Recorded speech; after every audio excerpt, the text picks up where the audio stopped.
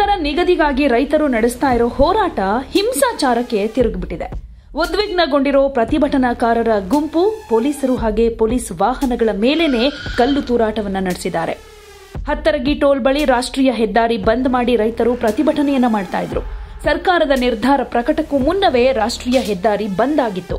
ಹತ್ತರಗಿ toll ಬಳಿ ರೈತರು ಜಮಾವಣೆಯಾಗಿ ಪ್ರತಿಭಟಿಸೋ ಘಟನೆ ನಡೆದಿದೆ. ಲೀಸ್ ವಾಹನಗಳ ಮೇಲೂ ಕೂಡ ಕಲ್ಲು ತೂರಾಟ ನಡೆಸಿದ್ದಾರೆ. ಪೊಲೀಸರಿಗೆ ಪರಿಸ್ಥಿತಿ ನಿಯಂತ್ರಣ ಮಾಡೋದಕ್ಕೆ ಹರಸಾಹಸ ಪಡಬೇಕಾಯಿತು. ಪ್ರತಿಭಟನೆ ಮಾಡೋ ರೈತರನ್ನ ವಶಕ್ಕೆ ಪಡೆಯೋದಕ್ಕೆ ಪೊಲೀಸರು ಮುಂದಾಗಿದ್ರು. ರೈತರನ್ನ ವಶಕ್ಕೆ ಪಡೆಯೋದಕ್ಕೆ ಮುಂದಾದಾಗ ರಾಷ್ಟ್ರೀಯ ಹೆದ್ದಾರಿಯಲ್ಲಿ ಹೈಡ್ರಾಮವೇ ನಡೆದು ಹೋಯಿತು.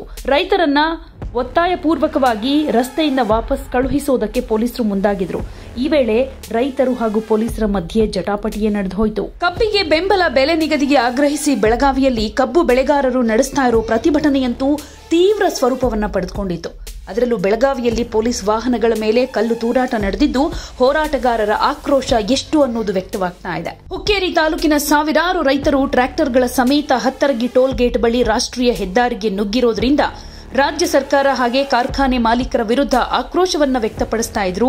ಈ ವೇಳೆ ಪ್ರತಿಭಟನಾಕಾರರನ್ನ ನಿಯಂತ್ರಣ ಮಾಡೋದಕ್ಕೆ ಪೊಲೀಸರು ಲಾಠಿ ಚಾರ್ಜ್ ನಡೆಸೋದಕ್ಕೆ ಮುಂದಾದ್ರು. ಜೊತೆಗೆ ಪೊಲೀಸರನ್ನ ವಶಕ್ಕೆ ಪಡೆಯೋದಕ್ಕೆ ಮುಂದಾದಾಗ ರೊಚ್ಚಿಗೆದ್ದ ರೈತರು ಪೊಲೀಸರ ವಿರುದ್ಧ ಸಿಡಿದೆದ್ದಿದ್ದು ಕಲ್ಲು ತೂರಾಟವನ್ನ ನಡೆಸಿದ್ದಾರೆ. ಒಂದು ಹಂತದಲ್ಲಿ ಪರಿಸ್ಥಿತಿ ನಿಯಂತ್ರಣ ಮಾಡೋದಕ್ಕಾಗದೆ ಸ್ಥಳದಿಂದ ಪೊಲೀಸರು ಓಡೋ ಪರಿಸ್ಥಿತಿ ಕೂಡ ನಿರ್ಮಾಣವಾಯಿತು.